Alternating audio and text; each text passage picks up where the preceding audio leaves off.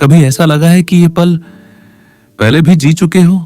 वही जगह, वही हवा, वही एहसास, सब कुछ इतना जाना पहचाना कि दिमाग कहे कुछ गड़बड़ है। इसे कहते हैं डेजा व्यू। वो लम्हा जब तुम्हारा दिमाग वास्तविकता से तेज भागता है। असल में तुम्हारा दिमाग कोई याद नहीं दोहरा रहा, वो बस वक्त की एक गड़बड़ी पकड़ लेता है। कुछ वैज्ञानिक कहते हैं ये बस दिमाग की ग्लिच है, पर कुछ लोग मानते हैं ये वो पल होता है जब तुमने ये जिंदगी पहले भी जी है। शायद किसी और टाइमलाइन में, किसी और रूप में तुम यहां पहले भी खड़े थे, उसी सांस, उसी एहसास के साथ। और शायद ये ब्रह्मांड बस तुम्हें याद दिला रहा है तुम यहां नए नहीं हो, बस लौटे हो